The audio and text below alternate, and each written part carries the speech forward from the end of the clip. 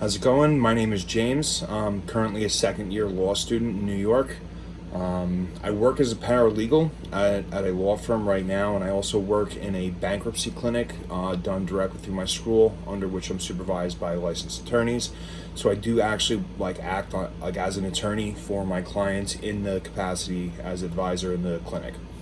Now, typically what I do, and this is on a daily basis, I have three different types of writing that get done. First, I do writings to the court. That is typically addressed to a judge or a panel of judges or the surrogates court, a number of different people, but it all basically deals with the same thing. You're writing to request relief, convince the court to do something. It has got to be the most proofread type of document out of all the different writings that I do, because it directly speaks to not only your credibility, but the firm at which you are working. And then ultimately for the client on behalf that you're advocating for. So you need to speak to the judges or whoever's reading that, and you need to be very concise with what you're saying, because first off, they don't want to read more than they absolutely have to, any more than you want to be writing it. But they don't want to have to sift through 25 pages to find, this much worth of writing that's important. There's no fluff. There's no tolerance for fluff.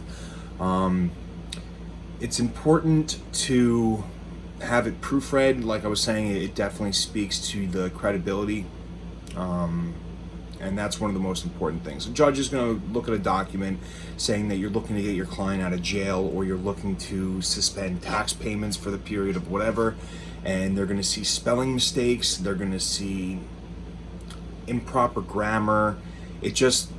It's going to automatically give you less credibility for the judge, and your argument is going to be less valid on its face, not even considering the validity of the content in the argument. So the writing is really important there. The other writing that we do often is writing like memos in between the office. So the primary audience is going to be other attorneys. So there's going to be a different tone here. First off, again, it's going to be as concise as possible, because attorneys are busy. They charge by the hour. They're not trying to spend more time reading something than they absolutely have to. It's got to be very clear and concise. Obviously, you don't want to look like a fool in front of the guys that are cutting your paychecks, so you want it to sound as correct and be grammatically correct and proofread multiple times, simply because it's going to reflect on you. But it's really hard to condense everything. A lot of what I learned in school is like drafting these like nice, pretty long messages, writing a story.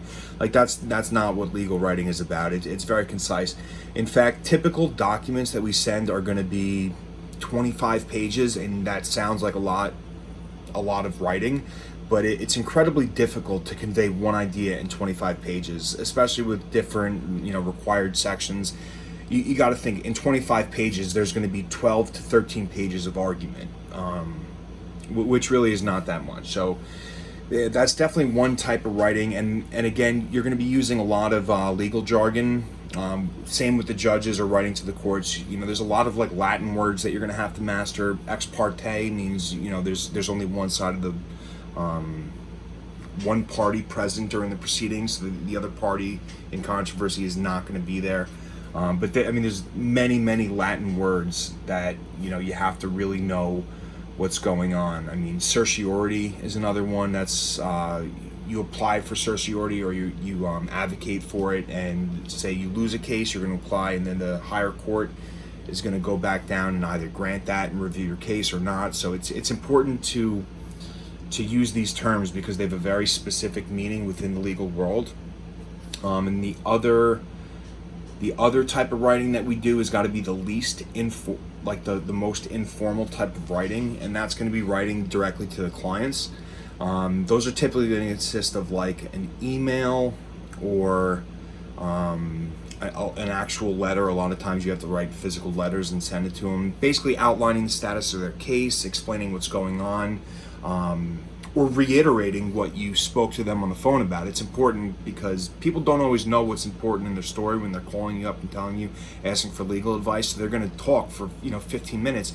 You need to extract what's important and then memorialize that in some type of a writing, and then send it to them for them to fact check. They're like, all right, yeah, I definitely did this before I did that, and and basically looking at all the facts that you deemed that were important, and and basically getting confirmation that that's accurate. Because ultimately, when you're writing letters and everything, that's going to come down to your malpractice liability insurance. So you do not want to get things wrong, bring a frivolous argument, or say anything that's not true, even if you believe it's true at the time.